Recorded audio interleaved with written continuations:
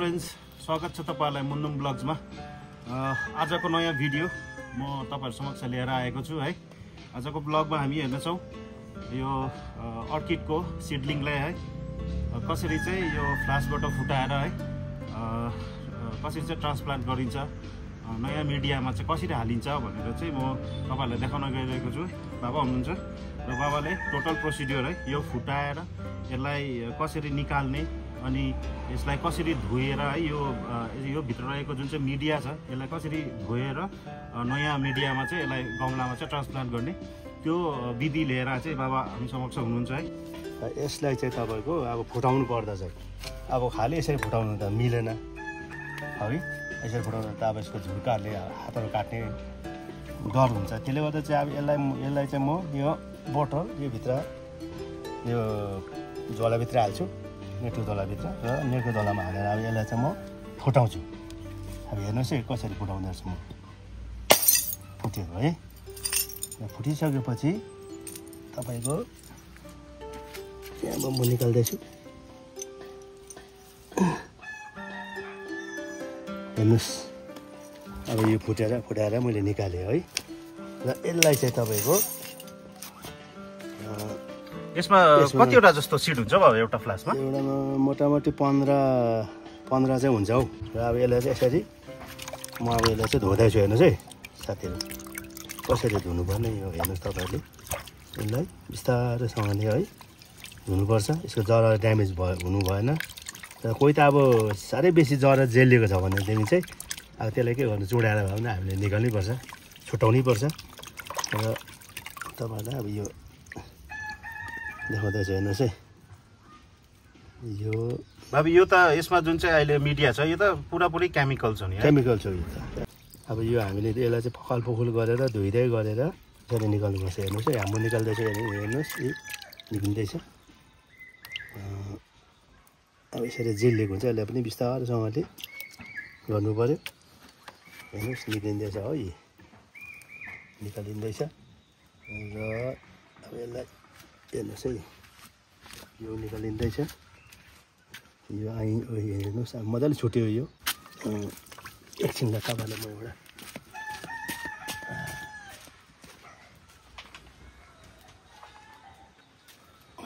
यो चाहिँ तपाईँको यो मैले साफ फिटेको छु मैले। यसको साफ चाहिँ के हो त बाबा? साफ चाहिँ यो अब यो फङ्गसहरू नलागोस् भनेर यसले चाहिँ अब फङ्गसहरू लाग्नुदेखि चाहिँ बचाउँछ नि। ए ब्रसले चाहिँ यसरी सफा गर्नु पर्यो? सफा गर्नुपर्छ नि। त्यो केमिकल चाहिँ बाबा एउटा पनि रहनु भएन है? केमिकल चाहिँ रहनु भएन है। हेर्नुहोस् है म यसरी सफा गरेर हाल्दैछु। त्यहाँदेखि जराहरू टालेको छ भने यसलाई छुट्याउनु पर्छ है। जराहरू टालेको छ भने यसलाई छुट्यायो।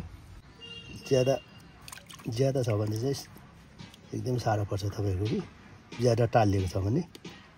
तर यो त्यति साह्रो टालिएको छैन। कोही त एकदमै साह्रो पर्छ। यो त सजिलै निस्क्यो? एकदमै सजिलै छ यो, राम्रोसँग निस्क्यो। हजुर यो हेर्नुहोस् यो यतिको सिडलिङ रोप्नुपर्छ। अब योभन्दा भित्र ठुलो भयो बेसी जरा बाँध्यो भने चाहिँ यसलाई फोर्नु साह्रो पर्छ। हजुर फुटाउनु त केही छैन। हजुर तर अब जराहरू यसले चुडिन्छ, भित्र ड्यामेज हुन्छ। हजुर त्यसले गर्दा चाहिँ एकदमै साह्रो पर्छ। ठुलो जरा लामो जरा छिपिएको छ भने क्या त। हेर्नुहोस् जरा कस्तो राम्रो छ है।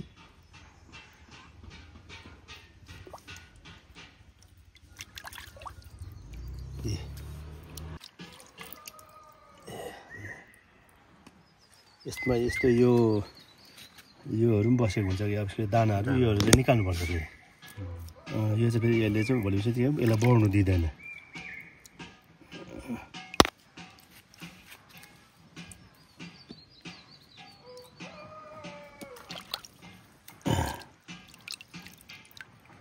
साथीहरू यो दाना चाहिँ निकाल्नु पर्यो है? यो गाजिएको छ नि है? टालिएको छ हो।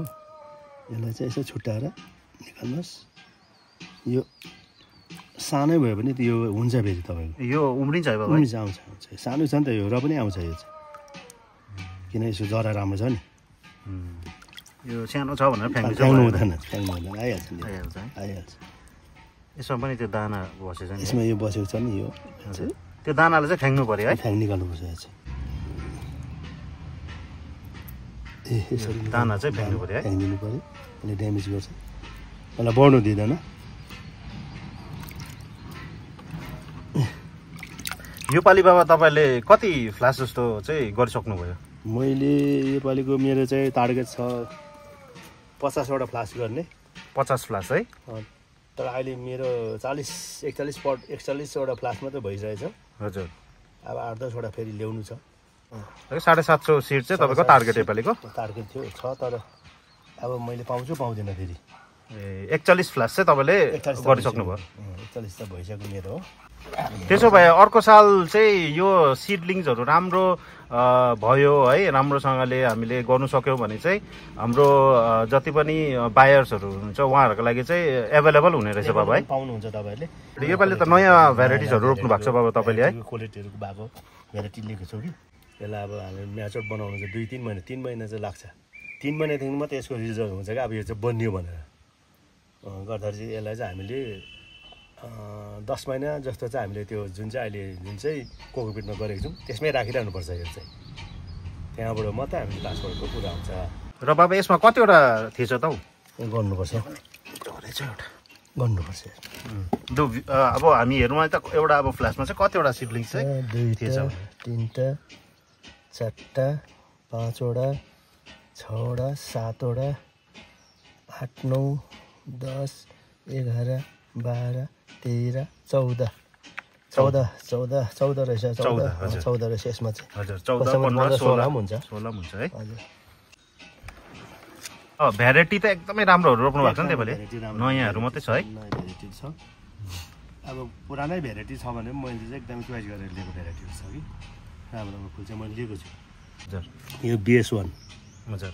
यो चाहिँ हाम्रो साथीहरूले गरेको क्रसको फुल हो। वरुण सुब्बा अङ्कलले चाहिँ गर्नुभएको यो BS2 पनि छ। यो BS1 हो है, यो BS2, BS4 पनि छ मेरोमा। हजुर। अहिले मैले गरेको 1 हो। हजुर। यो चाहिँ 1204 हो।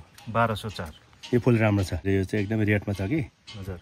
त्यसले गर्दा चाहिँ यो फुल चाहिँ एकदमै राम्रो छ। त्यसले गर्दा चाहिँ मैले फेरि लिएको दोबारा यो चाहिँ। हजुर। पछि तपाईँले यो पनि पाउन सक्नुहुन्छ। ग्रिनबाट मैले 10 फ्लास फुल लगाएको छु, एकदमै राम्रो फुल भनेर। उठे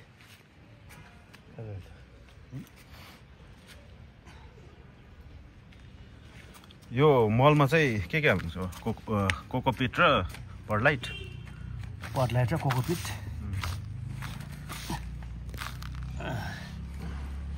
सिटको लागि चाहिँ अब यो नै हामी चलाउँछौँ। अब पछि अलिक ठुलो भएपछि अब त मलमा सार्नुपर्छ। फर्स्ट त्यसो भए सार्दाखेरि चाहिँ हामीलाई यही कोकोपिट नै बेस्ट हुन्छ है? फ्लाक्स फुटाएर चाहिँ हामीले चाहिँ यसमा नै गर्नुपर्छ। यसमा चाहिँ अब हामीले मलहरू केही हाल्नु हुँदैन, किन त्यो भर्खर एउटा निकालेको फ्लास्कको निकालेको चाहिँ कलिलो छ। त्यसले गर्दा चाहिँ त्यसले मलहरूले चाहिँ पुरै असर गर्छ, ड्यामेज हुन्छ, मर्ने डर हुन्छ। यसमा खालि कोकोपिट र पर्लाइट चाहिँ। यो पर्लाइटको चाहिँ के छ भूमिका बाबा यसमा? पानीहरू अब बेसी भयो भने यसले अलिकति एब्जर्ब गर्छ है, सक गरेर राख्ने। अन्त यो कोकोपिट चाहिँ फेरि डाइरेक्ट ढुट्टाएर होइन, यो चाहिँ भिजाएर हो, पानीमा यसलाई ढडाएर त्यहाँदेखि यसलाई सब एक रात भिजायो, ढडाएर चाहिँ बिहान यसलाई एकदम मजाले पाउडर भएको चाहिँ हो।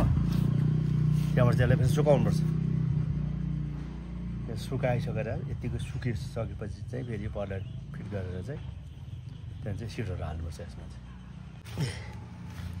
यो चाहिँ अब रेडी भयो? रेडी भयो। अब यो चाहिँ यसरी चाहिँ अब गमलामा हाल्नु पर्यो। हाल्दा चाहिँ हल्का एकदमै हल्का यसो हाल्नुहोस्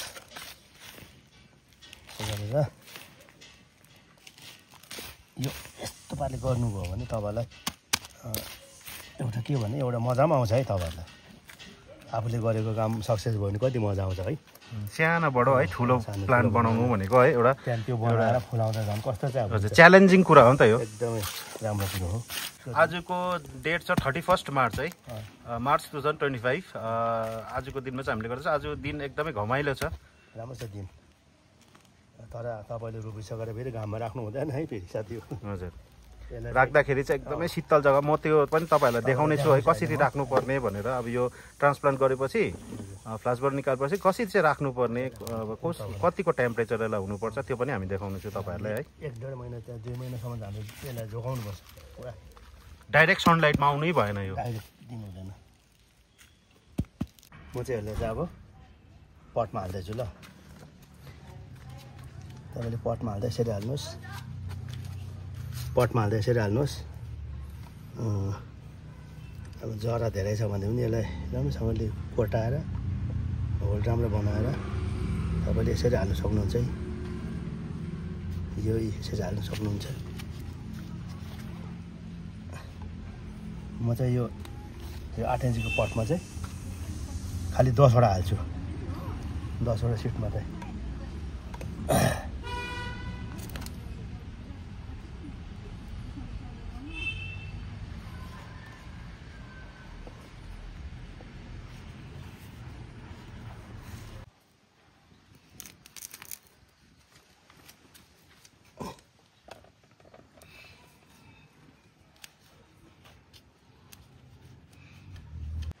हेर्नुहोस् यो मैले रेडी भयो अब यो हो। एउटामा तपाईँले 10वटा मात्रै हाल्छु, 10वटा मात्रै। अब हेर्नु साथी, यो चाहिँ अब कसरी राख्नुपर्ने है, कसरी अब यो यसरी मैले रोपिसकेर चाहिँ अब यसलाई कुन तरिकाले राख्नुपर्छ तपाईँलाई त्यो देखाउँछु। आउनुहोस् तपाईँले हेर्नुहोस्।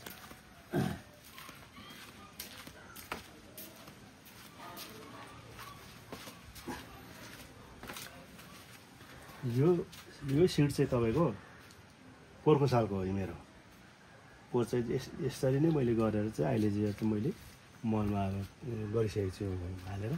हेर्नु साथीहरू राम्रो भइरहेछ हो। अब यसलाई हेर्नुहोस्, मैले यहाँ नेटले कभर गरेको छु सबै। यो हेर्नुहोस्, यसरी नै कभर गर्नुपर्छ तपाईँहरूले। यो तपाईँले हेर्नु सक्नुहुन्छ साथीहरू, यसरी राख्नुपर्छ। एकदमै शीतल बनाएर राख्नु पर्यो बाबा है। हेर्न सक्नुहुन्छ साथीहरू है, यो सेडभित्र है यसरी यो एग्रोनेट लगाएर चारैपट्टि है यसरी राखियो भने चाहिँ वार्म इन्भाइरोमेन्ट यसले पाउँछ है। र साथमा यसलाई चाहिँ कुनै प्रकारको डाइरेक्ट सनलाइटबाट चाहिँ करिब 1.5 महिना चाहिँ यसलाई 1.5देखि 2 महिना चाहिँ यसलाई जोगाउनु पर्ने हुँदछ। र मोइस्चर पनि एकदम यसलाई मेन्टेन पारेर है, बेसी पानी दिनु पनि भएन है, कम्ती पानी पनि हुँदैन। यसलाई ठिक्कैको आफूले विचार गरेर है पानी चाहिँ यसलाई मेन्टेन गर्नु पर्दछ है बाबा। मोटामोटी कति 56वटा चाहिँ गमला भइसकेको छ मेरो यहाँनिर। 10वटाको एभरेजले पनि 560वटा सिट चाहिँ यहाँ छ, एभाइलेबल छ है। एभाइलेबल छ।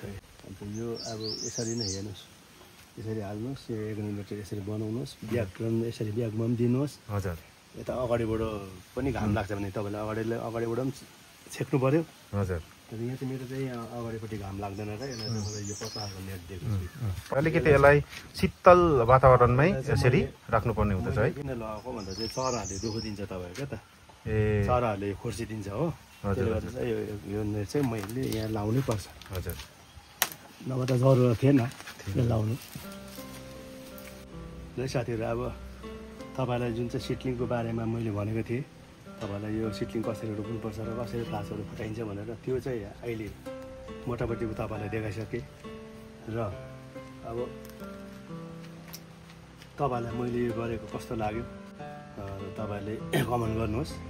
र अर्को कुरो, बिचबिचमा यो कस्तो हुँदैछ है, अब 2 महिना 3 महिना बाद कस्तो हुँदैछ त्यो पनि तपाईँहरूसँग तपाईँलाई म यो देखाउनेछु।